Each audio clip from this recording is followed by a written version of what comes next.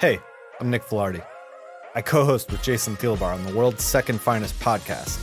Every week we talk about 90s Bat books, but we also talk comics, movies, books, TV, both new and old, that we love. What you're about to listen to is an unedited version of that conversation. This is the To Read Pile. Let's talk Zero Hour. Before we get into it, I just wanted to, other than the comics, I was pulling from a couple of different sources, and I just want to name my sources right up front, because this whole event is a fucking lot. It's a lot to wrap your mind around. So I just want to say, Chris and Reggie's Cosmic Treadmill podcast, Comic Pop on YouTube. I watched their review of Zero Hour, also the review of Armageddon 2001 and War of the Gods. We'll talk about that stuff. Also, the supermanhomepage.com had a big FAQ about Zero Hour and how it affects and ties into the universe. And finally, comicbooktreasury.com put together a Zero Hour reading order with stuff that you need before reading Zero Hour, which was also a big help.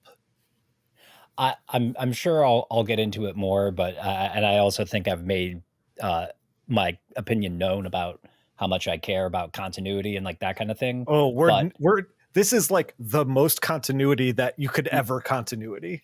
Yes, but I will say it's just a personal thing for me, but I do absolutely love big shout out to those people that you mentioned, because I love it when people do stuff like that, because it's they know that there's just a small subset of a small subset of a small subset of people that care about this as much as they do, but they're they really care about it. And so they're here it is. I'm a lifelong comics fan. God, love that. Lifelong comics fan.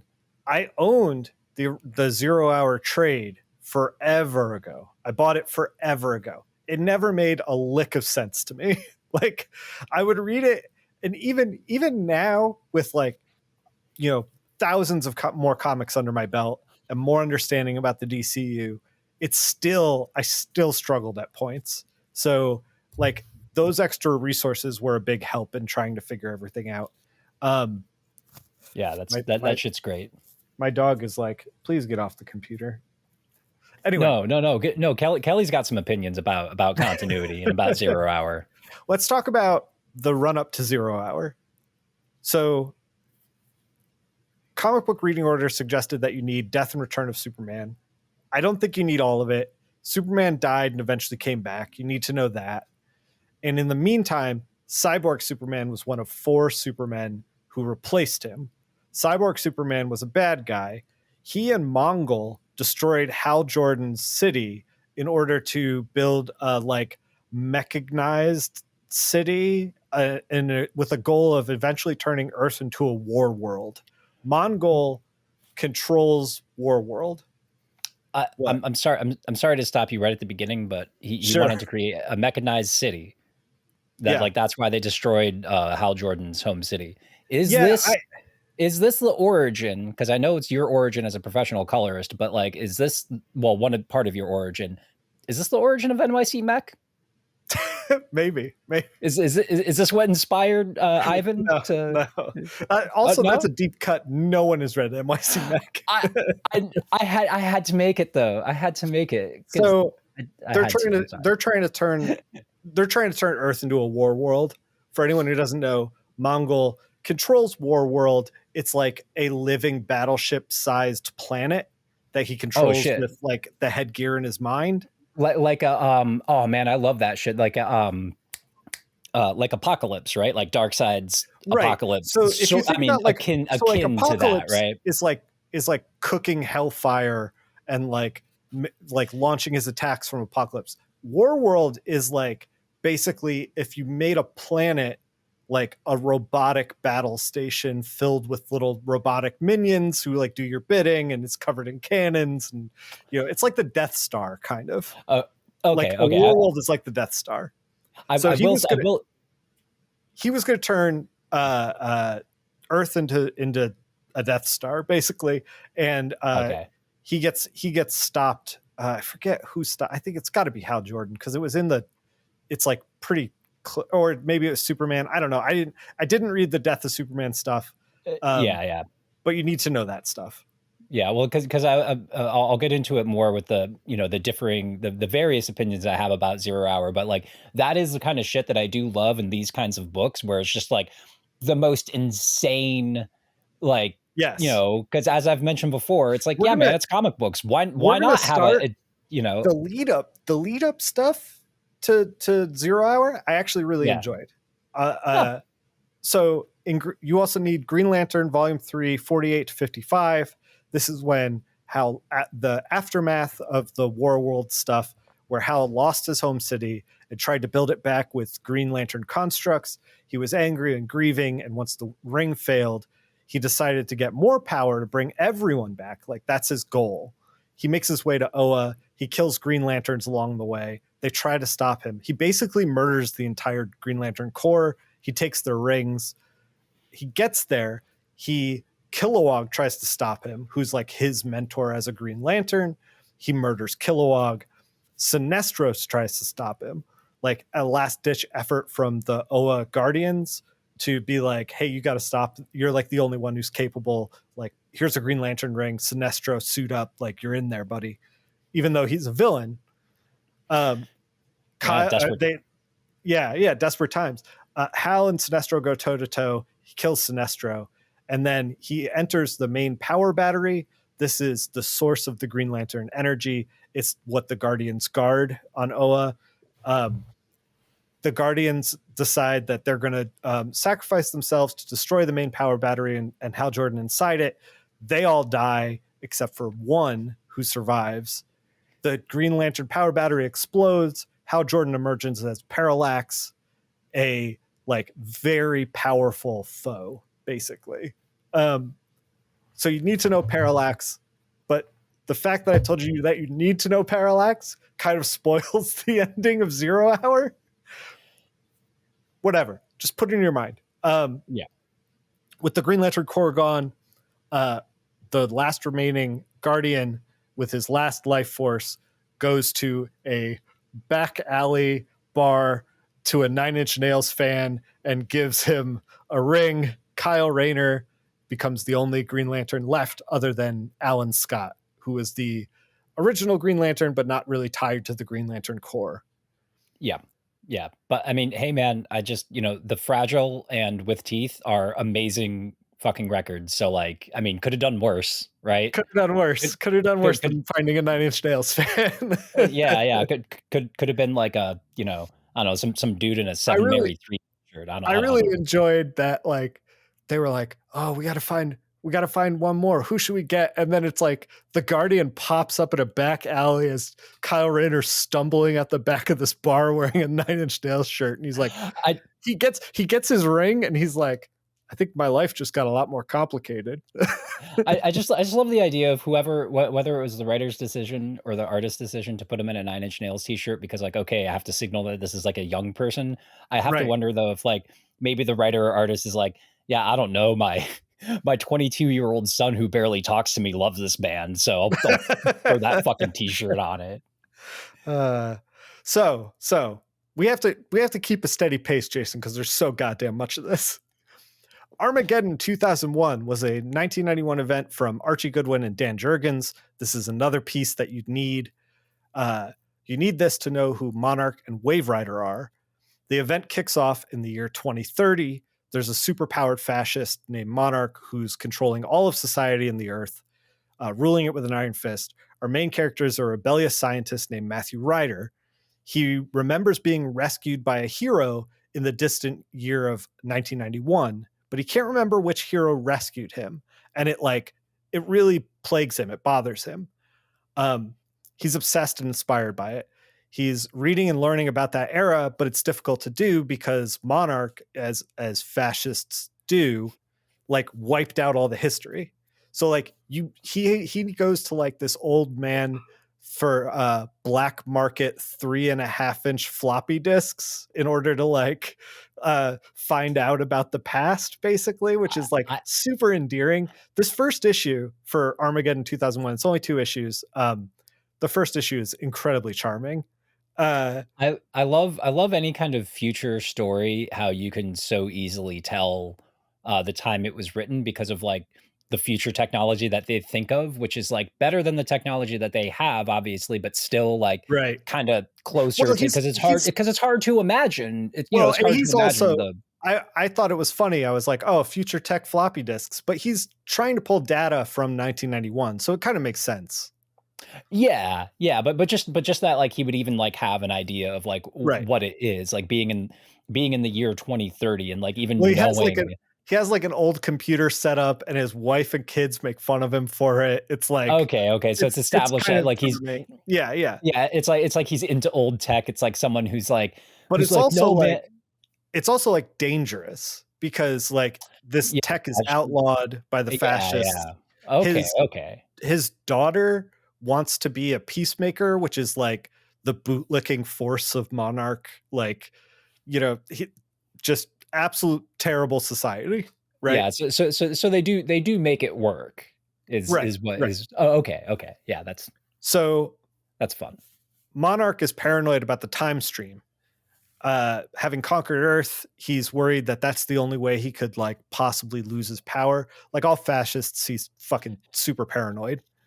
Um, Monarch has an odd version of a time machine that turns people into pure tachyon particles and sends them back in time, but no one has returned from it. So he assumes that like the time machine like either is killing them or not working or something. You're really enjoying the fact that he's just putting people into tachyons? Well, no, I'm really enjoying the fact that like he's putting people in a machine that disappears them and is still kind of like, I mean, they might be alive back in time, or I killed them. Well, this is the thing too. It's like, you know, so they've tried this machine out a few times and then like they get sent back in time. Who would ever come back to this fascist world? Like they Well, get sent back in time and they'd be like, I'm a being of pure energy. I'm made of tachyons now. Why would I ever go back to my old life? Well, I just like the continued use of a thing. So you build this machine that you think is gonna be a time machine. And you're like, all right, I'm gonna send people back in time, but you never get proof that it actually fucking works. But you keep on using it because you're like, it might be working. I don't know. If you Like, were gonna, this is the thing. If you were gonna test if a time machine is working, you send somebody like 10 minutes into the future, and then you like play Pokemon on your phone for 10 minutes and then wait for them to show up. Like that's the idea. That's what you should be doing. But anyway, yeah. it's fine. Don't worry about No, it. no, Don't worry about it. So we have so much to get through, Jason. The hook here is that Monarch is this fascist being, but he was once a hero. Mm. So he was once one of the myriad of superheroes that Matthew Ryder knows about.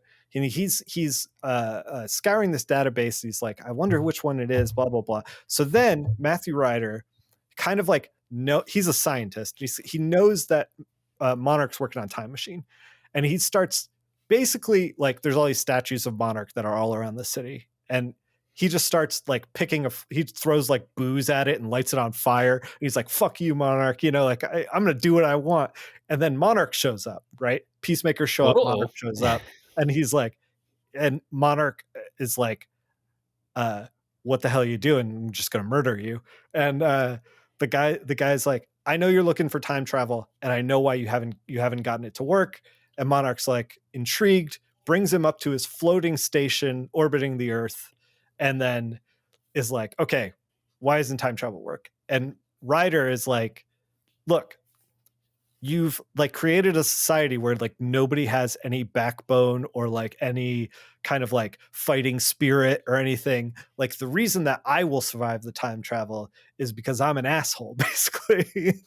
Like he doesn't say that, but that's kind of what he's alluding to. He's like, I've got that fighting spirit. I got that rebellious nature. Like I have the will to kind of collect and hold on to who I am when you send me back in time.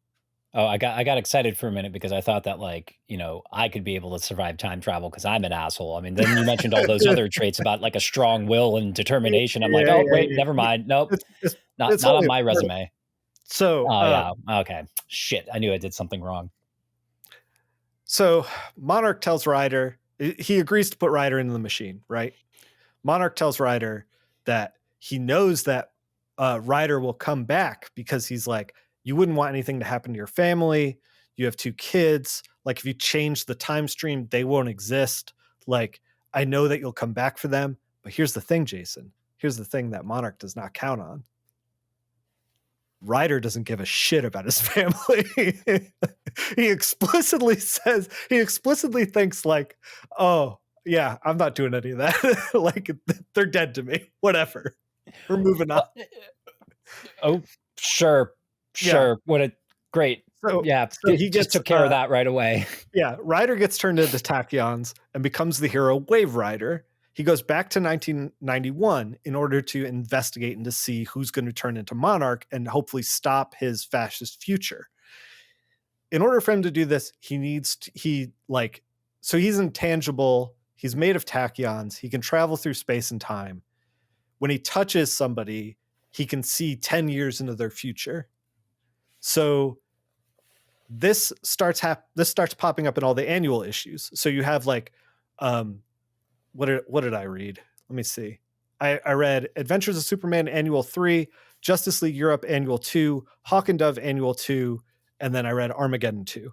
He appeared in more annuals, and it's basically just him like popping in, touching a hero, and then you get like a potential future for that hero. So it's kind of like a nice little framing device for an annual, because like who gives a shit about Wave Rider, but like, yeah, possible futures for Superman is like kind of neat to play with as a writer. And you have an easy out of it being a possible, so it doesn't have to, stick or whatever. And then like, as you read these, Wave Rider becomes tangible and like chats with Superman and is like, here's the mission I'm on. Like, I know you're a good guy. And like, Superman's like, but by like talking to me, aren't you changing the timeline? And Wave Rider's like, beans, what did I do? Shucks. It's real ridiculous. Anyway, the point is that like, who's Monarch? That's the hook of the whole event, right? Yeah. So Adventures of Superman Annual 3, he touches Superman, he sees a far future. It's not Superman. He actually touches Superman 3 times because there's 3 Superman annuals that come out with 3 different potential futures. And they kind of explain it away. They're like, oh, Superman's very powerful, so he has like many possible futures that are open to him, Not like the rest of you jokers who are tied to fate. Right, exactly. But I do want to especially highlight Adventures of Superman Annual 3. It's written by Louise Simonson and drawn by Brian Hitch in 1991. Oh, no shit. That's some early Brian Hitch, huh? It's a banger issue, dude. Like, how he touches Superman. Wait, right? Which issue is this? I'm sorry. Let me. This is Adventures of Superman Annual 3. Okay. He touches Superman, and then he gets this future where Superman like tells Lois that he's Superman. They get married. Lois gets pregnant and the baby kills her. So like Superman goes into mourning and he's like, ugh, like what am I even doing? He's just like in just a state of grief. And then Maxima, he gets off world. He's like, I'm just going to take a breath every 7 hours from my oxygen chamber and just fly out into space. And so Maxima picks him up, and Maxima tries to like seduce him. Basically, she's a princess from a planet that's like, she's a warrior princess. All she knows is like fascism and violence and stuff like that. And then she sees this as an opportunity. She's also a telepath, so she understands what happened to Superman. She sees this as an opportunity to like seduce him and like make him hers, like they could build a life together. And in order to do that, she like fake softens herself to Superman, like presents herself a little more meekly, like a little more kinder. And then before she knows it, like Superman's influence on her has actually made her kinder. And like, they kind of like form a relationship by the end. And like, it's kind of like happily ever after. It's super fun. And the cover is a banger. The cover is Superman making out with Maxima on the grave of Lois Lane. Like, it is bonkers. Oh, okay. That's not Adventures. Just I'm just looking because I wanted to see this early It's Brian not Hitch Adventures art. of Superman Annual 3? I gotta look it up now. 3? Was I looking at the? Maybe you look Oh, at the I'm wrong sorry. one.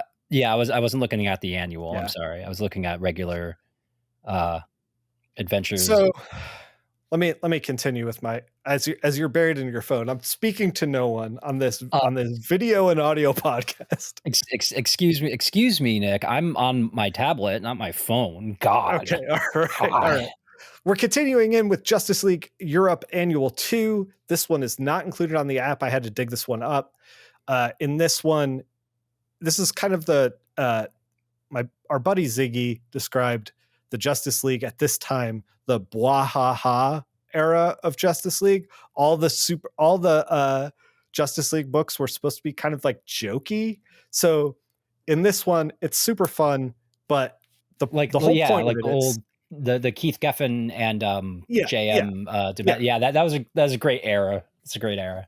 So in this one's it's absurd and ridiculous, but the main takeaway is that he goes to touch Captain Atom and is stopped. Like a little cat rubs against him and he gets the cat's future, but the cat had like people, either tiny people in it or the cat was broadcasting to people about the Justice League. It's very stupid, and like I'm jumping in like the middle of the Justice League, so it's like I don't know what the fuck's going on. Anyway, that's hilarious. The point is he doesn't touch Captain Atom, and they kind of set up that like, oh, maybe Monarch is Captain Atom, you know? So then the Hawk and Dove annual is important. He touches Hawk. Hawk is present in his future in 2030, and Hawk taps into the chaos energy of Hawk and Dove and actually transforms into a giant fucking bird, like 3 stories tall. Like it goes total bonkers. He fights Monarch as this giant bird, but then realizes he can't win, and then like gets reunited with Dove in some capacity. He like touches Hawk, touches Dove, and then touches the both of them. And it turns out that they have a daughter in the future that is the called Unity, that is both order and chaos combined, and that she is fighting a war against Monarch. So the only one that Wave Rider was able to eliminate for sure was Hawk. Hawk and Dove. So, of course, Monarch is Hawk. And let me explain to you why, Jason. Okay. It was originally set up to be Captain Atom. They kind of left a few clues for that. And then the solicits for Captain Atom's book ended. So publishers were like, oh, it's definitely Captain Atom, right? And then it got spoiled that it was Captain Atom. So then DC was like, the whole point of this whole thing was like to find out who Monarch is. So then they were like, a big reveal. Yeah. It's supposed to be a big reveal. And then, so I was trying to figure out, everyone was like, oh, it got spoiled. But this is 1991. And I'm like, how do you spoil like a niche fucking comic book in 1991? It turns out pre like big internet, like, yeah. Right. Turns out there was a 900 number that was widely circulated among comic shops and nerds that you would call in and you'd pay by minute, and the number would just shout spoilers at you. Yeah. Okay. People are great. I'm getting to the end of 2001. Let me find my place. Okay. Also, okay. So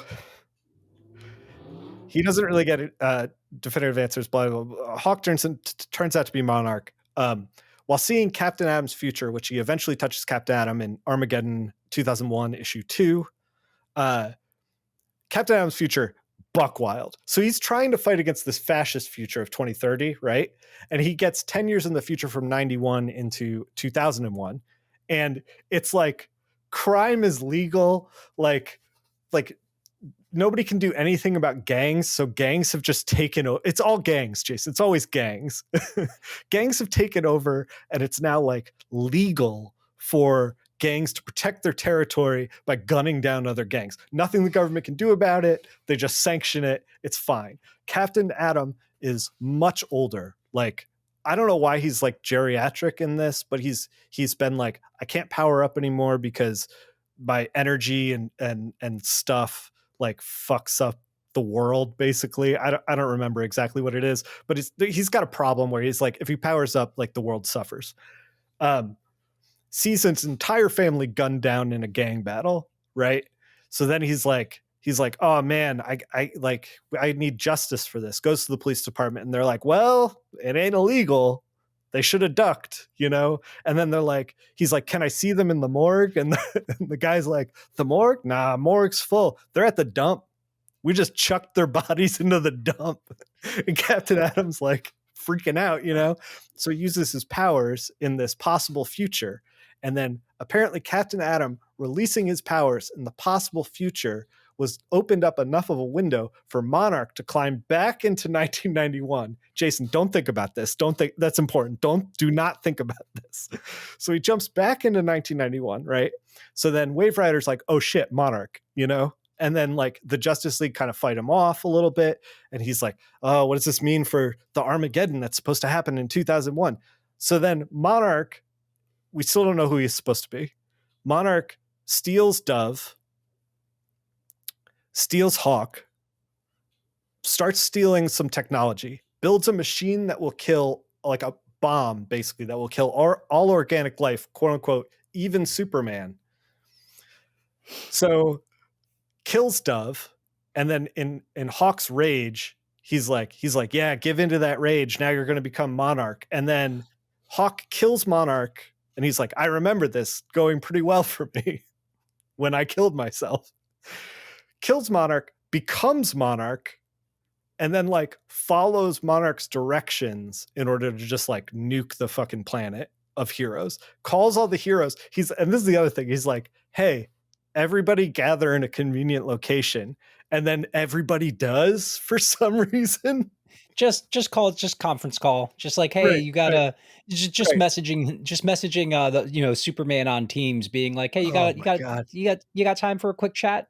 Hey, time for a quick chat. Speaking of what you got time for, Batman, in the background of one panel, Huntress gets a speaking line.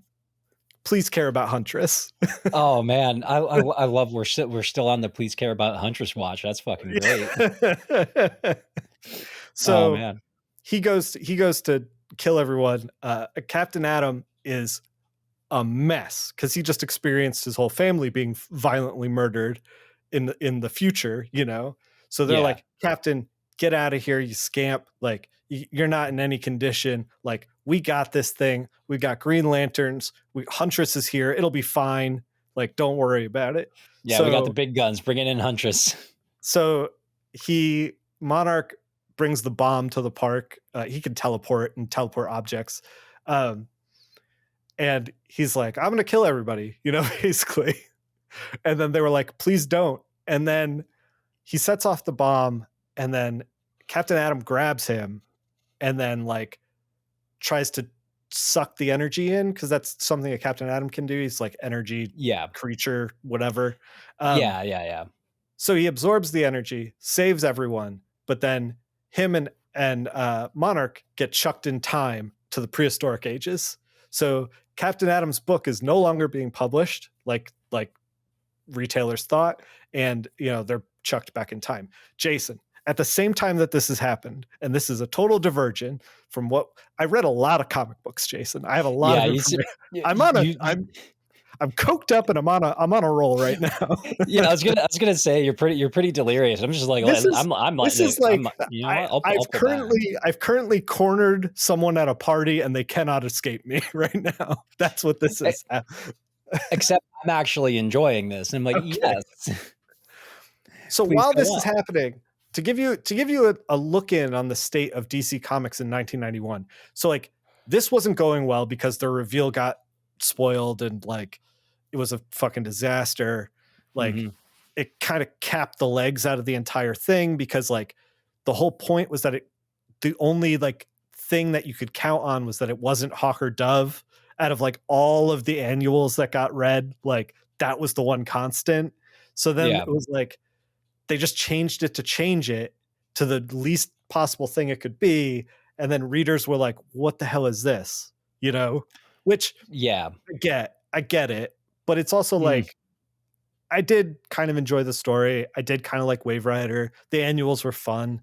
I mean, take the win, man. Like, it's fine. Just make it Captain Marvel or Captain Atom and like be done with it, you know? Well, yeah, I think that's something that people that writers of any genre make the mistake of when there's like a mystery or a reveal that they don't want spoiled. And it's like the misunderstanding is that it's not the surprise that readers enjoy. Like a good mystery story is one that someone can somewhat solve. You know what I mean? And like even if if someone who's a fan of mystery novels, they love being format. right. Huh? The Columbo format is like, we see who did it immediately. Yeah. How will Columbo get there? You know? Yeah. It's pretty like, it's like they telegraph in like one of the most, famous unreliable narrator stories. Like they telegraph that like, there's something fishy going on with Tyler Durden, like in Fight Club, exactly. like both in the book and the movie. It's like, yeah, because like the reveal wasn't supposed to be some like huge secret, like huge, like, so it was supposed to be sort of shocking, but also you're like, oh yeah, that things are making a lot more sense now, kind of thing. Yeah. And it's like, that's kind of unfortunate that they were like, oh, well, now we have to make it surprising. It's like, no, it's not the surprise. It's that you planned the party to begin with. The other thing that was happening around this time was John Byrne came to DC. He was working on Wonder Woman for a long time at this point.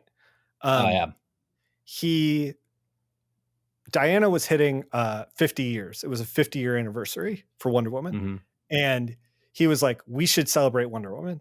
And they were like, well, oh, cool. We'll reissue some of your old books in trade paperback and like as a celebration. And he's like, well, that celebrates me. It doesn't really celebrate Wonder Woman. Like, let's do an event. I want to do an event. And they were like, okay. So he starts putting together an event that will take place in the annuals. DC does not tell him that Armageddon 2001 is going to take place in the annuals. He starts putting together this event like 2 years in the making. Like he's like really working on this thing. Oh God. Really putting a lot of his time and energy in, getting zero help from DC. Karen Berger was the editor who was originally working on this, but then she had a baby. So it got shuffled off to like other people who were not taking delicate care of it. John Byrne he wants to put some characters in it like Donna Troy because it's a Wonder Woman celebration, you know? It's called War of the Gods. It's a Wonder Woman celebration. At the same time, he's also working on the Infinity Gauntlet. He quits the Infinity Gauntlet to focus on War of the Gods, the Wonder Woman story that he's trying to put together because it needs so much more time because DC can't get their fucking shit together. He tries to get like characters like Donna Troy, who's like in the Teen Titans book. And they're like, I don't know if I can give you like, first of all, he's receiving no communication from DC.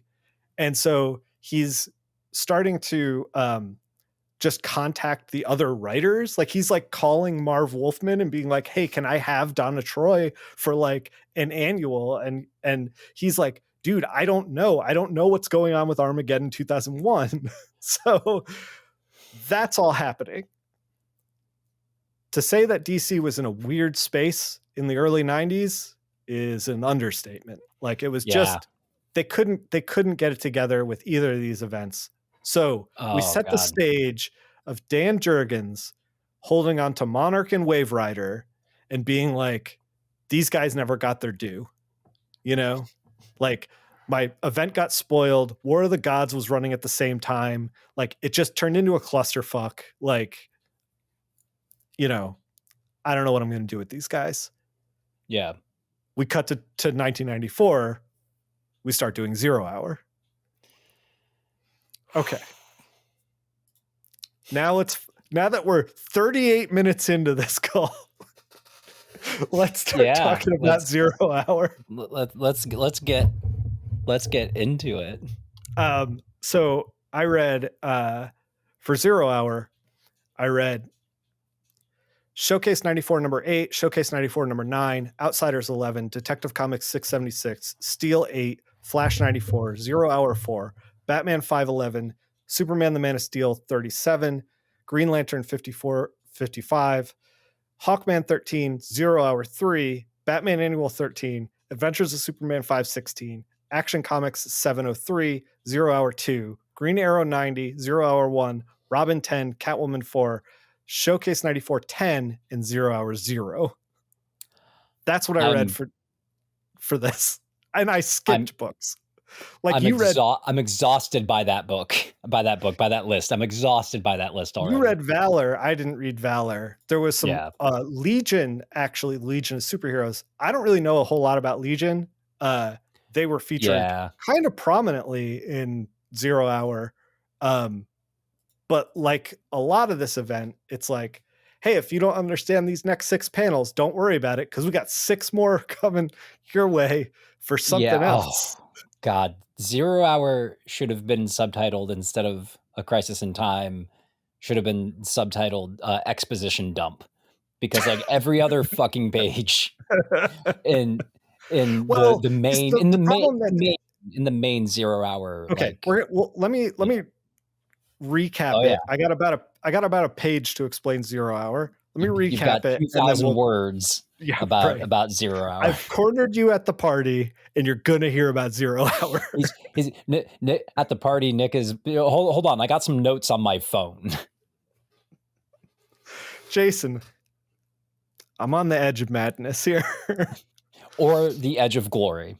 Like I said in the beginning, part of the reason why I threw myself into this was because I bought the trade like 20 years ago, and I was like, I can't figure this out. And then now I'm like, I'm gonna figure this out. Like, come hell or high water. I'm gonna your white whale. I didn't realize this was your white whale. There's an excellent panel where and we'll get into this, but Monarch becomes extant. He changes again. And there's a panel where he's looking at time unraveling, and he's just saying, I don't understand this at all. And I'm like, you and me both, buddy. We're both on the same. Is that one of the ones you sent to me? No, I actually just clipped it this morning. Anyway, I gotta take off my hoodie. I'm getting hot. Oh, it's getting hot. It's getting hot. Getting hot. All right. So we kick off with Showcase, and then we eventually get into the 0 Hour books. Here's what I had written for 0 Hour. Monarch makes a trap for the Linear Men, especially Wave Rider. Wave Rider joins the Linear Men. They live at the vanishing point, which is at the nanosecond before the end of time. They are, like they're described, they're linear men, which means that they try to keep the timeline linear. Rip Hunter is part of it. He's kind of well known because he was in the DC Legends of Tomorrow television show for the CW. He is actually piloting the ship. The ship is called Wave Rider in the DC CW show. So, the ship is called Wave Rider. I thought you said the ship in the comic book was called Wave Rider, and I was like, that would be way confusing. So, well, but also, that would have been a real the song Bad Company off of the album Bad Company by the band Bad Company sort of move, you know? Yeah. Which it's Wave Rider all the way down. Yeah. Which I do respect.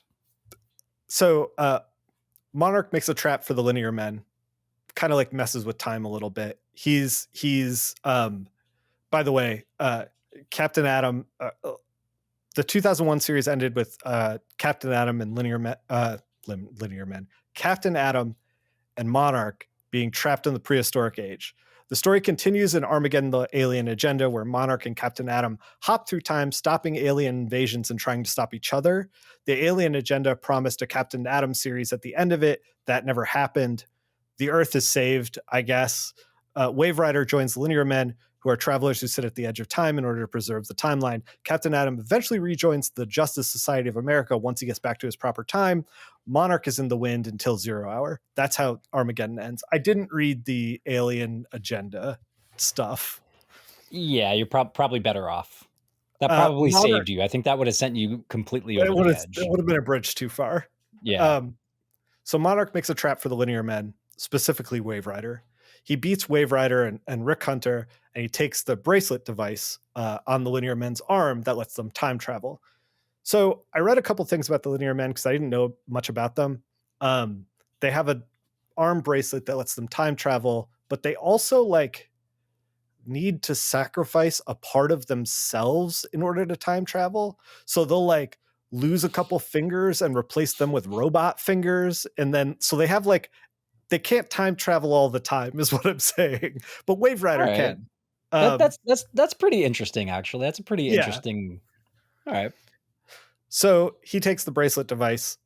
In the fight, Monarch realizes that he's more than Hawk, that he has absorbed Dove's power as well, and he is both order and chaos. He emerges in a magical girl transformation into Extant with a new costume. The Legion villain, Time Trapper, who is seemingly killed as he is standing on the edge of time by a mysterious figure, seemingly extant. We're supposed to assume that. And that person wants to change time. So you got to kill Time Trapper, I guess. I don't know. Time gets weird. Batgirl shows up with her legs intact from another timeline. Linear Men are monitoring time and noticing that things are disappearing. Flash tries to, I don't know, run at time at nothingness. I did appreciate. See, I appreciated that because that was in one of the 0 hour.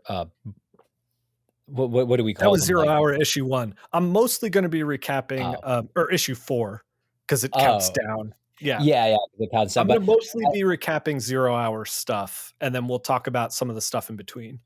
Yeah, because I did enjoy that, and something I enjoyed about the overall 0 hour things, because I did remember 0 hour as being like Crisis on Infinite Earth happened because they had a huge problem with their continuity, and they were like, they did Crisis in the 80s. They had a bunch of dramatic moments. Flash died because he ran super fast to save the Earth and help turn back time, and it did nothing but cause more fucking problems with their continuity. And so this one was supposed to be another reset, and I did enjoy the kind of like Flash died again trying to run really fast to change something weird happening with time. If you think about it like this, Crisis on Infinite Earths was an event where they were like, they had all these books from acquisitions of like Fawcett Comics and stuff like that, where they had essentially different worlds. So different worlds were existing, multi-universes. And they had like, Wonder Woman was still fighting World War II in some instances. And it's like, well, that's a different Earth, Yeah. And so what that did was they crunched everything into one Earth, but they still had problems. So they were like, oh, the crisis never ended. Like now we have a crisis of time.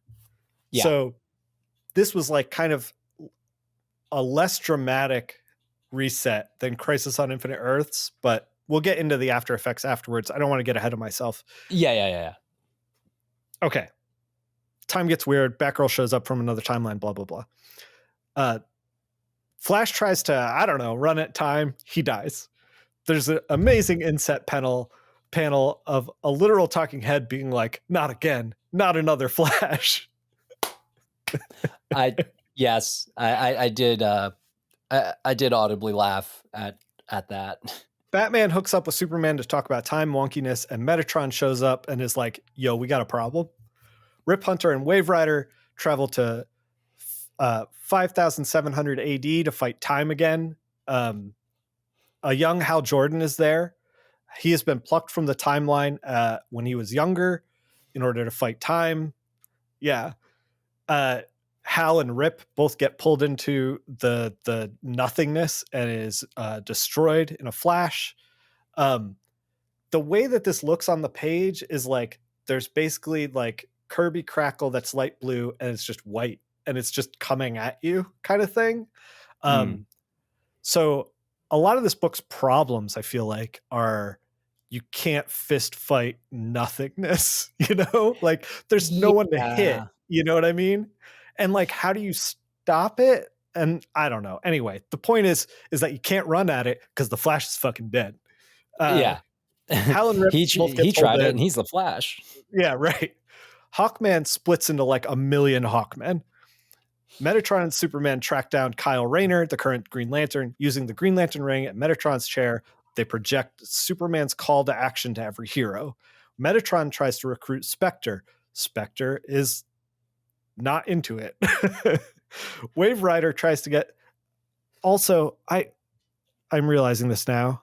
I apologize for not explaining who every character is. Like, I realize that maybe some of you are not fully immersed into the DC timeline like I am, but like, fuck, man. If I have to stop for every character, we're going to be here all day. Well, I just want to say this as someone who knows who a few of these characters are and some of their histories. It's honestly like just let it wash over you. Just don't even look up these. A lot of the Legion stuff I had to look up because I had no idea who Legion is, and after looking it up, I still don't know who Legion is. Yeah, just let it wash over you. Just accept it. That's all you got to do. Spectre declines. Wave Rider gets to the JSA, and lets Jay Garrick, the first Flash, know that the current Flash is dead. Wave Rider tries to bring the JSA to the vanishing point at the end of time where the Linear Men hang out, and the current location of Extant. He's trying to be like, Extant's the problem. Let's just take care of him, like, yeah, mount up JSA. Let's do this thing. Yeah. Big bad, take him out. Everything will be fixed. Dust off the hands. Easy peasy.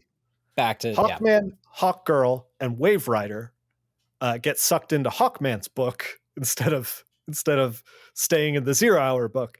All the Hawkmen in the Hawkman issue merge into one Hawkman being. They fight like a kaiju-sized hawk god, and then it's like a bunch of Hawkmen fighting this hawk god, and then at the end, the current Hawkman, by the way, sucks. The current Hawkman, he's like wears a backpack of like metal wings. Like, they tried to make him like edgy for the 90s, and he's like a homeless guy who thinks he's a Hawkman, and he wears a backpack with hawk wings and like fights as a Hawkman. So they fixed that shit. They were like, we're going to merge all the Hawkmen together, and he's going to have real hawk wings. He's going to be Thanagarian. Done deal. Do you know? Do you know where I'm assuming anyway, where they stole that idea from of Hawkman being from the actually what from I remember being pretty good Namor series in the early 90s. Oh yeah, because Namor hadn't had his own book for like a while, and then like they gave him his own book again, but like he hadn't even been like in the Marvel universe for a while, and so it begins with him homeless with no memories and just getting the shit kicked out of him all the time. That's kind of cool. And so I wonder if they just sort of like, oh, he's an older hokey character. Let's do that. People seem to like the Namor book. Yeah. Side note, Hawkman #1 of this iteration of Hawkman that sucks. First comic I ever picked up. Very first one. Bought it in a hobby shop that had like a spinner rack because it was gold foil. And I was like, what the hell is this? And then I read it and I was like, this rules, because I'm an idiot child. Anyway, besides the point. Let me find where I left off. So Wave Rider sends the Hawkman to he gets sucked into the Hawk book. They're dealing with that. The rest of the JSA pops up at the vanishing point. Let me find this. JSA try to fight Extant. He kills a bunch of them. Adam dies. Dr. Fate dies, and the helm gets dropped into the time stream. Wildcat and Sandman get aged to the point of geriatric. Alan Scott shields himself with the ring, so he doesn't necessarily age, but the rest of the JSA age. I loved that. I loved the no pun intended. I loved the wrinkle of them being like, well, yeah, these characters are actually 80 years old, and so right, because golden age JSA is golden age heroes. So they should be older, not like, in their spry 35s, Yeah, I thought that was a really interesting kind of nod to like just how old these characters are to like to bring them to what their real world age would have been. Sure. DC has a really like, I feel like DC just never knows what to do with the JSA. Like, they're killing them off here, but then they become a focal point later. The Starman books takes off. I don't know. We can get into that another time. Yeah. I'll let you. Yeah. The point is, the JSA get aged up to the point where they're geriatric. Yep. Wave Rider finally joins them at the Vanishing Point after getting out of Hawkman's book, puts the elderly JSA into stasis, and tries to get them out of there. Wave Rider confronts Extant before leaving the Vanishing Point with the slain heroes, and Extant says he's so much more than meets the eye. And he takes off his mask to show he's actually Wave Rider. What the hell's going on? It's shocking. It's shocking. Superman's assembled the heroes at our time. 2 New York cities try to merge on top of each other, and they decide to just like throw Metatron's chair at it, and I guess that works. I love absolutely fucking love from the minute Metatron shows up to every time he's in a scene. Because for most of it up to his big dramatic story beat is that his chair he's been sitting in the whole time has to be sacrificed. Yeah, but I love it right at the beginning when he shows up to Darkseid's place and he's like, I ain't fucking around, man. Like there's just shit going. Darkseid's just like, I don't fucking care. Fuck. Yeah. It's the only time Darkseid's in the whole book. One page of him being like, I don't care. Get out of here, Metatron. I fucking how much do I love Darkseid? Oh my god! Because why would he? Say, I don't give a shit about this shit. Fuck you. Yeah. Superman's assembled heroes of our time, 2 New York cities. They throw Metatron's chair at it. They get jumped by the Team Titans, not the Teen, T-E-E-N, T-E-A-M. Team Titans. Always hated that. Always hated that. Always fucking hated that. Who are being controlled by Extant. They fight. Power Girl is having a baby for some reason. Extant shows up to back up the Team Titans. He looks like Hank Hall now, but then saps and seemingly kills Wave Rider, turning into him. Saps all the tachyons out of him, gets the tachyon energy, looks like Wave Rider. A mysterious figure picks up Alan Scott's Green Lantern ring and then smashes it. Multiple entropy. Entropy is the end of time, where the void is, that's like, popping up all over the place and eating timelines. This ain't your daddy's entropy. Multiple entropies are now popping up, but Extant doesn't understand why this is happening. It turns out he was just piggybacking on Hal Jordan's Parallax plan. Heroes are disappearing. Finally, Spectre's involved. The mantle of Starman is passed to Starman's son. Batman is ripped apart by time. Extant is fighting the heroes that are left. Wave Rider is back somehow now for some reason, for reasons. Don't worry about it. Don't think about it. Because guess what? The Atom shrinks himself down in order to get into Extant's ear and blow him up. But he's a tachyon being now. He doesn't even have an ear. The Atom almost gets de-aged into non-existence before being stopped by Wave Rider. We've now de-aged the Atom to 18, 20 years old, something like that. So he's no longer an old man. That sticks around as one of the changes from 0 Hour. What else happens? Superman's about to knock out Extant, but then Parallax reveals himself to the heroes by punching out Superman. Parallax monologues about how making time with his influence, everybody can get what they want. He can create an ideal version of time where everything's all cool, man. Like everybody's chilled out. And be super chill. We won't have parents telling us when to go to bed, do our homework, all right? And like it'll be really cool. And like maybe I'll have confidence to talk to a girl in this timeline. Like it'll be great. It'll be great, guys. So speaking of a girl in this timeline, Batgirl's still hanging around. And she's like, hey, if we reset time the way it is, am I gonna exist? Like what's going to happen to me? Like maybe we listen to Hal Jordan, Loved that. I loved that because I think the thing I loved about Batgirl voicing that the most is that she was pretty honest about it, because she was like, okay, like I understand that this is a pretty bad situation. Hal Jordan's obviously pretty crazy. These other timelines exist, but like I want to fucking live. Like I want to live, which is like, yeah, of course. Like I'm just like so happy that she wasn't like, that those characters, it was her and a few other characters that. Yeah, a couple other characters at a time. Yeah. Yeah, and I really enjoyed that, like, not every, like, hero character was like, oh, we have to make this sacrifice. You're like, I want to live, man. I want to live. So, I don't want to not exist. I would like to continue to exist, which I enjoyed that. That was a really good choice. Everyone fights. Spectre gets in the mix. The Spectre seemingly gets hurt. Not sure if this is the moment where James Corrigan isn't the Spectre anymore, because the Spectre eventually becomes Hal Jordan. Hal Jordan eventually becomes the Spectre. Right. I'm not totally fucking forgot about that. I'm not sure if this is the setup for that or if Jim Corrigan's still the Spectre after this. I'm not exactly sure. I think it's a little bit after, because I think if my memory serves correctly about Zero Hour, which I didn't read when it came out, was that, knowing that Hal Jordan was Parallax, there were a bunch of people that were still super pissed of like what they did to Hal Jordan, turning him into like, not only like, going insane and killing the Green Lantern Corps, but then like becoming like the big bad of an event. And there were a lot of people that were so angry about it. The like Hal Jordan becoming Spectre, which I completely forgot about till right now, was sort of like them fixing it without like, let's put Hal Jordan back in the world, but like he's going to be different. Yeah. And it's a redemption arc too, because Spectre is So I guess we could talk about the Spectre a little bit.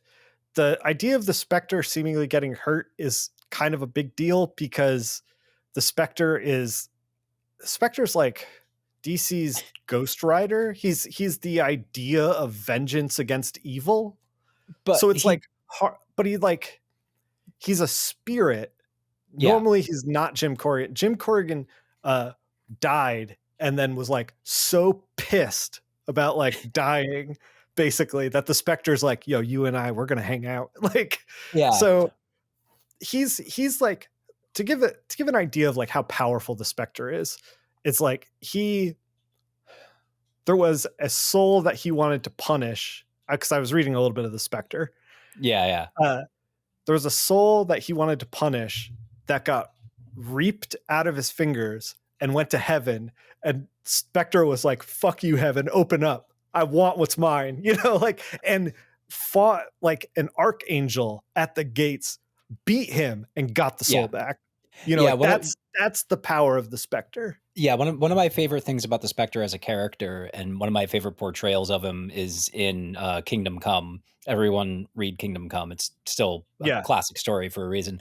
But is that like Spectre is so powerful, he's essentially like the right hand of God, of like, the one and only unknowable God. He's the right hand of God, and he's the vengeance part of God.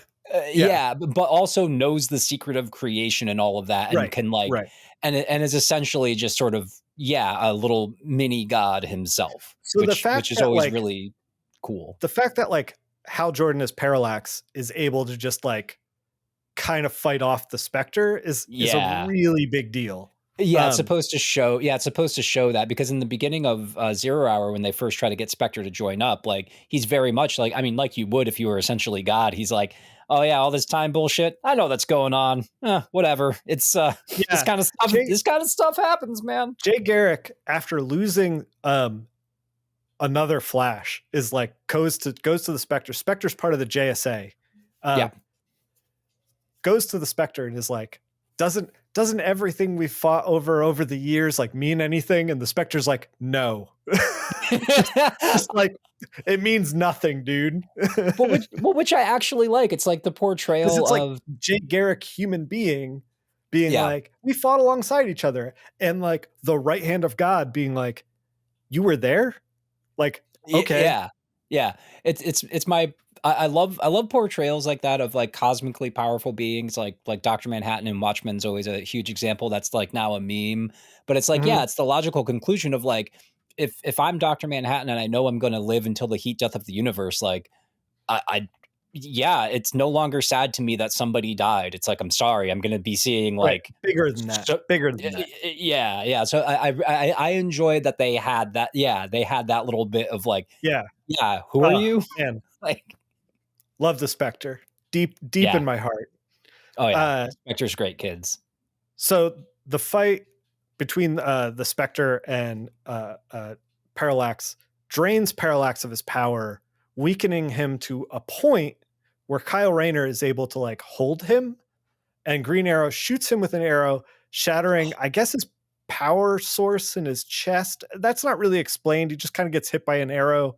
I'm inferring that it might be a power, like he is a lantern at this point, kind of thing. Yeah, there's probably some detail, I'm sure, in the run up to like him killing the Green Lantern Corps and like whatever. Like, at any rate, he just hits him with an arrow. which was the still, heroes, I mean, I still enjoy that though, that they mentioned it a few times of Green Arrow just being like, what the fuck am I even doing here? I don't have right. powers. But Why am I even there's a here? great moment where like at the end of time, like everything is like destroyed basically. And Yeah. Hal Jordan talks about how like the beginning and end of time are the same and it's just like a big circle and he's just like tightened it up so that like it's just the beginning and end of time. Yeah. And he's like, I'm going to remake it and blah, blah, blah. And Green Arrow's like, you know, friends with Hal Jordan, good friends, good friends. Yeah. And Yeah. there's a moment where like Kyle Rayner, who's the new Green Lantern, is like holding him, and like Green Arrow looks at him and he's like, Hal, and Parallax looks at him, he's like, Ollie, and then he shoots the arrow. Yeah. Yeah. So And good. That moment was and fantastic. Man, fuck it. You know what? If you take anything away from this, and maybe I'm going to fire up the DC app and save a bunch of shit and start reading it, but two of my favorite DC characters ever have always been Green Arrow and the Spectre. Like, there's just like Green Arrow also like part of the reason why he's at the end of the universe, and this goes to the DCAU Justice League too. Like Batman recruits Green Arrow for the DCAU Justice League because he's like, you know, we're literal gods orbiting a space station. We need somebody to keep us grounded. You are that guy. And like, when they're at the edge of time and like the Parallax is like, I'm going to remake it and we're all going to have Lamborghinis. And like, everybody's like, yeah, this sounds good. Like Green Arrow's the one who's like, fucking no. Like, what are we talking about? You're not God, you know?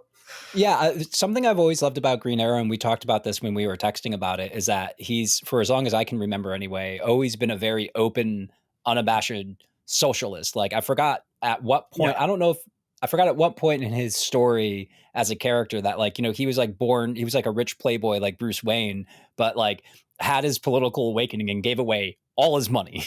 Yeah. Because he's like, capitalism is evil.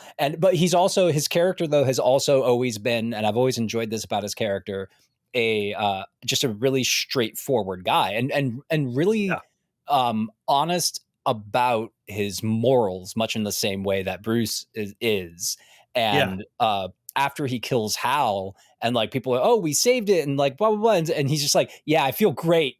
Feel great, guys. Feel fucking awesome. Just saved all of existence. I killed my fucking best friend. Like, fuck you. This sucks.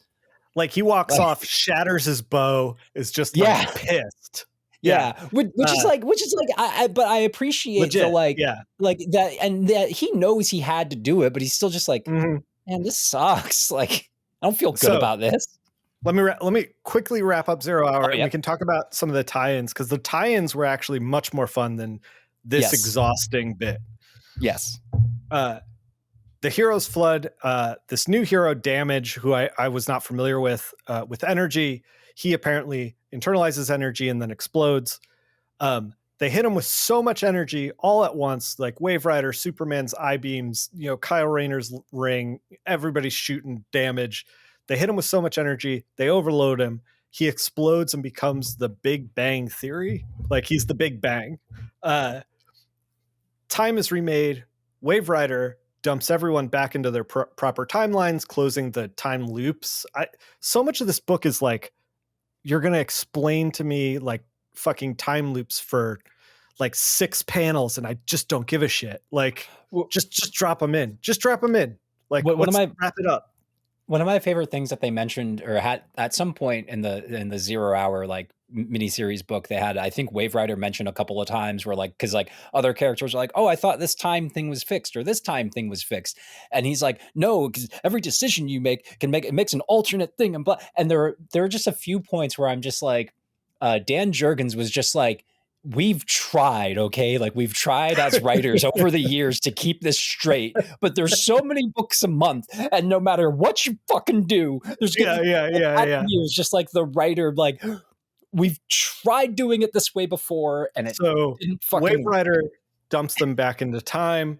The JSA is like, hey, a lot of people died, and then Power Girl is like, I had a baby. The end. Yep. That quick synopsis that quick synopsis, which I'm What's sorry that for quick? It's been an hour. I was gonna say, yeah, and I'm sorry for the interruptions, but I mean, it is a podcast, and that's kind of like Oh my what it's God, supposed to Jason. be. Yeah, it took a bit over an hour. So much of this book was beautiful, so dense. Characters explaining what they're going to do because they need to explain it, because otherwise it's just Green Lantern shooting beams at nothingness. Like so much of the book is that. And so they have to be like, I'm saying some techno garbity gook about something that we're doing. We're going to try it. Oh my gosh, it worked. Oh my gosh, it didn't. Like the whole book is like, it's so dense. It's such a it is taxing to read. I know this is in the to read pile, the section that we normally have the to read pile. Yeah. Don't read 0 Hour. Do not do it. Like, listen to us explain it and then move on with your life. yeah. Don't read 0 Hour. It's the way that like I've never watched like Suicide Squad, but I have listened to the How Did This Get Made and the Flophouse episodes about exactly. It's like, and I never want to watch Suicide. I don't give a shit about it up or down. I want to be perfectly clear. Yeah, I want to be perfectly clear. This is not a recommendation to read 0 Hour. It's not. It's not. You will be better served sitting through and listening to this. Yes. Than yeah. Okay. Let me just real quick. So a bunch of series ended with 0 Hour. Team Titans ended. Legion 94, the one that was spelled out Legion. Valor ended. Justice League International ended. Legion of Superheroes got rebooted. And Legion turned into Rebels 94. I don't know what the difference is between Legion of Superheroes and Legion, but whatever. It's fine. Who knows? We got a bunch of new series launched. Extreme Justice. I have no idea what that is. It's extreme. New Dr. Fate that people fucking hated. Manhunter. Jason, I don't know if you remember this Dr. Fate. He was like a Dr. Fate that had the Ankh tattooed on his eye. It was like red. There was a choice. It was a choice, Jason. I do not. Because my memory, because I like Dr. Fate, and I was like, oh, they're rebooting it. I'm current on this stuff in 1994. I was like, maybe I'll start reading Dr. Fate, and then I looked at it and I was like, I ain't reading that. As I said, I never read 0 Hour before, but I remember when the event came out, and as I was like, 1 foot in, 1 foot out of like superheroes, I just remember like seeing ads for it and stuff, and like even back then, I was thinking in my head, I'm just like, I don't know, Dan Jurgens, he seemed pretty cool and all, but if George Perez ain't drawing it, I don't know if I don't know if you're gonna drag me in, man. Manhunter got started. I don't know if that's Martian Manhunter or if that's the Manhunters that the Green Lantern Corps, the Guardians of Oa made before they made the Green Lanterns. They made these android manhunters to like police the universe, and then they were like, "Hey, robot police don't really work." I don't know. Primal Force started. I don't know what that is, and Xenobrood started. I don't know what that is. Starman Volume 2, however, started, and that is since the JSA aged up, Starman passed on his Star Rod or whatever. Yeah. Was that the James Robinson, Tony Harris? Yes. This is when Starman got really fucking good. Yeah, see, that's the Starman that's what made me fall. See, when that guy, so as I often mention on the show that like, this was about the time that like I had started like, getting into the weirder like stuff and also like more image stuff was kind of more like, that kind of thing. But yeah, fucking Starman, like that Starman was part of the entire reason why I even had any like knowledge of DC stuff, even like kind of like weirder DC stuff, because it gets such a great series. So a bunch of stuff got like kind of like soft resetted after 0 Hour. The one that I want to highlight is what happened to Batman and his universe, because we read a lot of Bat books on this show. So the Batman family underwent several subtle personal changes. In the new continuity, Batman never caught his parents' killer, and he doesn't know who the murderer is. Batman was never a member of the Justice League. And finally, Talia never had Bruce's baby. We know that changes because Damian exists in our current, like, if you pick up Bat books right now, Talia's baby, Damian, exists. Bruce Wayne legally adopted Dick Grayson. I didn't know that was up in the air. During his days as Robin, Dick Grayson has a traumatic failure during a confrontation with Two-Face. I also didn't know that was up in the air. I thought that was just, set in stone. Catwoman's origin was largely revamped. I think DC realized that it was hard to market Catwoman as an ex-hooker. And they were like, we got to smooth the edges a little bit and kind of more family friendly, especially after she was so successful in the movies. Like, let's try to make her, like, I get it, but yeah, that happens in Catwoman number 0. Next month, when we talk Batman stuff, it's going to be Detective Comics 0, Batman 0, Shadow of the Bat 0, Robin 0, Catwoman 0. It's 0 month. So it's a soft reset of the universe. However, man, it feels like some writers were on board for this thing and some writers were not. Let's talk about some of the tie-ins real briefly, because we've already been talking for like an hour 15 on this. I read the Outsiders book got canceled.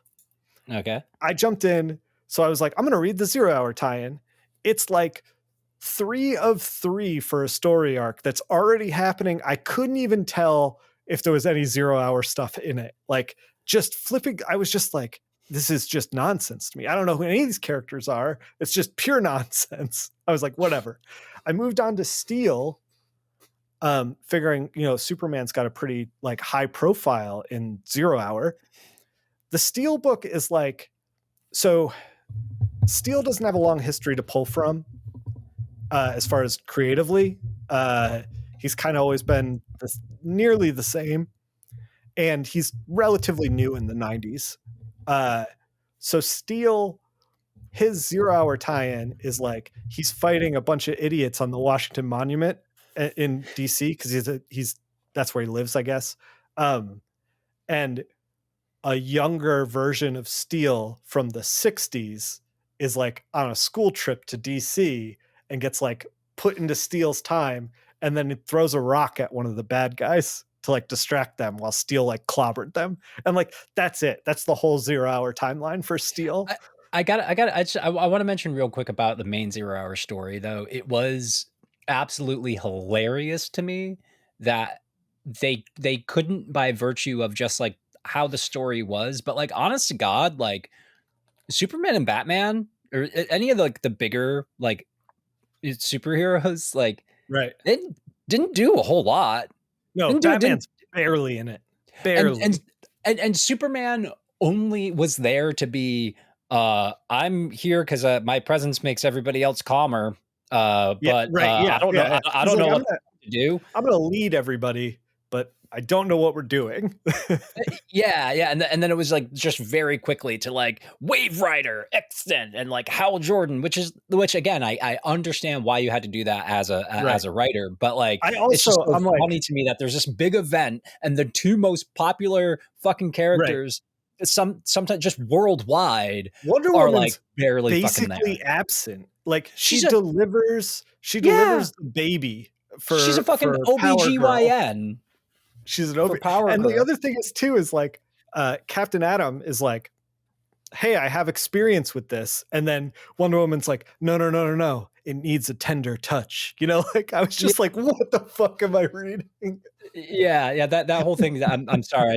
I feel remiss if I didn't mention how, like, yes, don't read 0 Hour, but also like the 2 most, here's our big crossover event. But the main story, the big 3, Batman, Superman, Wonder Woman, basically absent from the book. Yeah. Which just sounds like it sounds like, you know how that thing where I've always heard stories, especially in the 90s, that like whoever the head editor of the X-Men books was like the true editor in chief of Marvel, because like they had like wildly had they just had their own, and anytime someone was like, hey, can I borrow an X character? No. can I get Wolverine? I just need to boost my numbers. Yeah. It was just like, it just seems like, hey, Denny O'Neil, I want to do this thing with Batman. And he's like, you can have Batman, but you're not allowed to do this, or this when I don't want him in this too much. Speaking of editorial, they made a video cassette that they shipped to different to comic shops, because like comic shops were kind of a new thing in the mid 90s. Like not necessarily a new thing, but like the medium's moving away from newspaper into direct market. Yeah, direct market was the big And so in order to like hype everybody up about Zero Hour, they put together this video, and it's like Hal Jordan as Parallax. It's like a cosplayer, like at a machine being like, I'll manipulate time, you bastards. And like, then it's like Denny O'Neil being like, this is actually really good for Batman, blah, blah, blah. And then, Hal Jordan would be like, you son of a bitch. Like, I'm going to do what I do. It's so corny and so cheesy, but I got to watch that. We've been doing so much like 90s DC stuff through the podcast that it was kind of nice to see Denny O'Neil and Scott Peterson, like Dan Vincenzo, I think is in it, like just chatting about editorial. It was kind of nice. Oh yeah. So sorry to derail, but I just would be remiss if I didn't point out that like that big like, oh no, you're not allowed to play with the good toys. Right. Like right. You can look at them. You can look at them, but yeah. So can we talk about how the best things about Zero Hour were not Zero Hour and was the tie-ins? Because those Bat books that we covered, the Detective, Shadow of the Bat, and Batman were all really great. The Adventures of Superman. So the annual that I talked about in Armageddon 2001, where Superman has a far future with like Maxima, written by Louise Simonson, drawn by Brian Hitch. Louise is still on Adventures of Superman, and she did this absolutely killer issue where Superman goes to Batman to like figure out like what's going on with time, and then encounters multiple Batmen that are changing to be different Batman through history.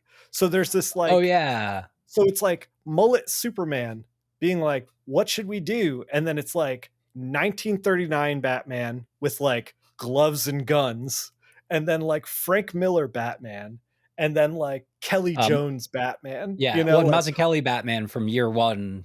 Yeah. There was like all different through the whole book. They're like changing all the time, and their voice changes. Like they get like the 60s Batman, Golden Age Batman's like, oh, that's awesome. Like very hokey, and like the Frank Miller one definitely has its own voice as well. You could just tell that Louise and I forgive me, I don't remember who drew it, we're just like having a fucking ball, dude. Like it's so fucking good. Yeah. Well, didn't you say Brian Hitch? I thought that was a Brian, or was that a different Brian Hitch did the annual? I'm not sure who did this particular Brian issue. Hitch did the annual. Okay. I was that all right. Yeah. That was Adventures of Superman number 516. You read the Green Arrow one. Green Arrow number 90 was excellent, dude. Tell us about Green Arrow number 90. Green Arrow number 90 was a which I'm sure was really rare in the day, was a pantomime issue. There's really no words in it. There's not even sound effects, and it's told entirely through split screen, really, where there are two different, on each page there's two different timelines. There's a different timeline on top and a different timeline on bottom, and there's subtle differences between the actions that happen within each universe. And in one universe, it's Green Arrow stopping a gang member and chasing him down after he tries to get away and catching him. And then there's one where the same thing happens, except there's a few subtle differences. And then at the end, when the gang member goes to shoot Green Arrow in the top timeline, he misses mostly. And then the bottom time just riddled with bullets, and he's fucking dead. Yeah. And it it ends with like, he's dead, and they're like, like gonna be putting him on the stretcher. Like it's like grim. And then those two timelines converge on top of each other right at the end, where he's like looking at himself murdered by the guy he just caught, you know? Yeah. And then Batman shows up out of a white light, and he's like, "We need you." And he's and Ollie's just like, "Get the fuck out of here!" All right. Yeah, right. Yeah. Totally. Yeah, that issue was so well drawn, so good, so smart. There's a Robin issue where Dick Grayson Robin teams up with Tim Drake Robin, which is like kind of a treat. There's tense moments where like Dick Grayson is like, "Oh, you're the one that replaced me," and like Tim Drake's like, "Well, there was another Robin, but let's not get into that. Don't worry about that." It's kind of like the joke of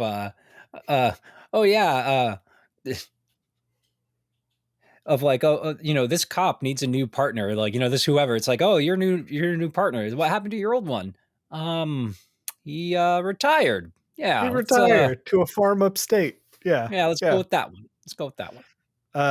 I'm trying to remember if there was any others that I really loved. I didn't. Yeah, the Green Arrow one I loved, because again, I do love Ollie very much. The Batman ones were good. The Valor, I read Valor only because I do adore Kurt Busiek. I'm sorry, I've never learned how to properly pronounce your name. And Colleen Doran as well. Yeah, who I just those are just like some automatic, like, all right, like, I'll always read a Kurt Busiek, like, try it out. Yeah. Like it'll have to. Kurt Busiek's one of those writers. Have you ever had Kurt Busiek talk to you on Twitter? Because it is stressful. Oh, a couple of times. Well, one time I made some tweet about like something should be rebooted into something else, or like maybe like modern updated, and he just was immediately like, "No, you're wrong. That's wrong." And I tweeted, but I don't even think I mentioned. Yeah, it was the same thing. It was like I don't even think I mentioned him or anything. He just jumped in. But the reason why it's so stressful is like, I'll be typing a reply to the first tweet he sent, and then he'll send 3 more tweets after that. By the time I'm like done with that first reply, and I'm like, I'm trying to communicate with him, and he's tweeting so fucking fast that I'm just like, and then I get to this point where I've been tweeting with Kurt Busiek for like an hour. I need to like start my day. Like, leave me alone, Kurt. Well, it's not shocking that like he's that prolific, because he's always been a very prolific writer, and it's it makes sense. It's like, oh, this is how he could have like regularly wrote like 10 fucking books a month for like 8 goddamn years, or like how. So it's like, I'm never going to be on that level. I get it, but at some point I need to not be tweeting at Kurt Busiek. That's my point. Yeah, but he draws you in, man. He draws you in. That's why he's so successful. Man. How was that Valor issue? It was confusing because I had no fucking idea like who he was, what the hell is going on. It's Mon-El, one of the Legionnaires. Yeah, I picked up on that. I think that's an issue where he finds out that he like turns into a villain. I'm already. It's already like, a blur. Jason, this is so many comics. This is too many comics. The thing that I was telling Nick before, I forget if we recorded this or not even, but I was just like, he's like, "Oh, how'd you like 0 Hour?" I'm like, "Nick, I feel like I'm on drugs. I feel like I'm on a lot of drugs, that I took a lot of drugs." So, same thing with having to. Yeah, that's right. He essentially like. Valor, finds out that he turns into the Legion's like biggest like villain. That he grows into Timekeeper or Time Trapper. He turns into Time Trapper, and then like it ends in a really bleak way, because like there's all this shit going on, and all the Legion is like, what the hell is going on? And like Valor's Time Trapper, and like Valor's wife is like dying and like fading from him, and then like Superboy's all like Superboy and like, but we're the Legion, we can get this, and just disappears. Because it's like he's the wrong timeline or something, but it's just such a great like a lot of these tie-ins I read a few that were like, it would just be like a regular issue, and then it would end with everything fading into like a white page. Yeah. Which is like impactful, and it shows it's like, oh, it's part of the event, but it like doesn't tie in at all. It's just like this world got eaten up, and you're just like, okay, I guess. But I just really enjoyed the we can do it, gang, and then boop. It's a really good, real Samuel L. Jackson eaten by the shark like moment. It's real good. Samuel? Was it LL Cool J? I can't remember. In Deep Blue Sea. Samuel L. Jackson in Deep Blue Sea. Yeah, I don't know. But it was a real good rug pull. It was a real. Yeah. All right, Jason, we got to close this out because this thing has gone on way too long. Way too long. You're our crisis in time of how long this fucking podcast is. Am I right? Oh my God. Am I right? Jason, how can people get in touch with you? People can get in touch with me at on Twitter, still on the Twitter machine at King of Black Acid. Also at World's Second Finest. That's with World the number 2 and Finest. I didn't miss last week. People seem to like my my Britney parody. It was pretty good for our episode promotion. But yeah, you can reach us there. And where can people find out you're going? They can find me at linktree.com/NickPhil or Twitter at NickPhil. You can hop into my Discord. All the links are on the Linktree. Yeah, come check it out. Thank you for listening. Thank you for listening.